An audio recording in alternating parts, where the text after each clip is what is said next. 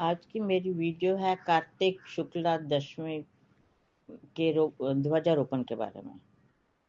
कार्तिक शुक्ला द्वादशी को ध्वजारोपण करने से संपूर्ण पाप नष्ट हो जाते हैं। चारों वर्ण ब्राह्मण, क्षत्रिय, वैश्य व शूद्र में से जो कोई भगवान के मंदिर में झंडी लगाता है वह ब्रह्मा आदि देवताओं द्वारा विष्णु लोक को प्राप्त करता है।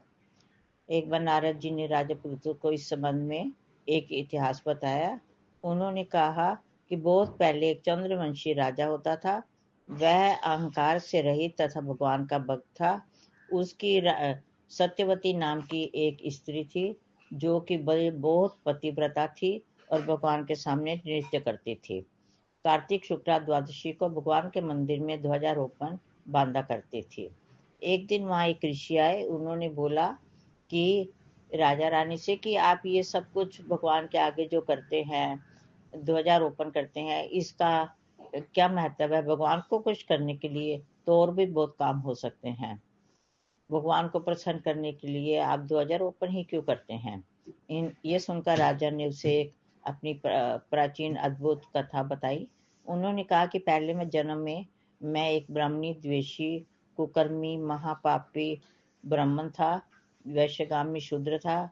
इन कुकर्मों के कारण मुझे बंधु बांधवों ने घर से निकाल दिया, जिसे एक मैं टूटे फूटे मंदिर के विष्णु मंदिर में जाकर बैठ गया। वहां मैं सारा दिन अपनी उदर की पूर्ति के लिए मारकर मृग आदि को अपना टाइम पास करता था। एक दिन क्या हुआ, कोकिला नाम की एक निषाद कन्या अपने पति को मार दिया था, जिसने वो व्याकुल हुई और वहां मेरे पास रहने लगी।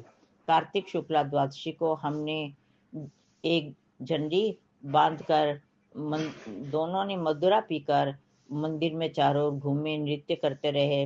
नृत्य करते करते हम दोनों की मृत्यु हो गई, जिससे यमदूत जो थे वो हमें बांधकर मारते हुए यमराज के पास ले गए। उसी समय विष्णु भगवान के दूत विमान लेकर वहां आ गए और यमदूतों को धिक्कारते हुए बोले, तुम सिर्फ पापियों को यमपुरी ले जा सकते हो, धर्मात्मा को नहीं। इस पर यमदूत भी क्रोधित होकर बोले कि ये दोनों महापापी हैं।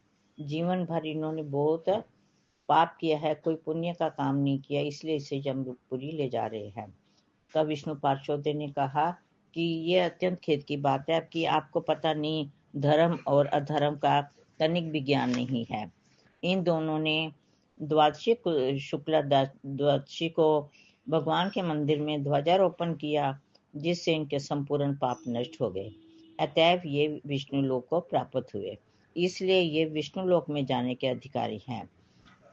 इसलिए राजा पृथु ने कहा, अनजाने से ध्वजारोपण का यदि ऐसा फल मिलता है तो श्रद्धापूर्वक शुक्ला द्वादशी को ध्वजारोपण करने से कितना फल मिलेगा, इसका वर्णन नहीं किया जा सकता। ये कथा को सुनकर सबने द्वादशी को ध्वजारोपण शुरू किया। मंदिर में तुलसी में जाकर ध्वजारोपण करते हैं। जो मनुष्य कार्तिक द्वादशी को ध्वजारोपण करता है, झंडी लगाता है, उससे जन्मों जन्मों के पाप नष्ट हो जाते हैं और वो वैकुंठ लोक में प्राप्त होता है। ओम नमो भगवते वासुदेवाय। ओम नमो भगवते वासुदेवाय। शालिग्राम जी की जय, तुलसी माता जी की जय।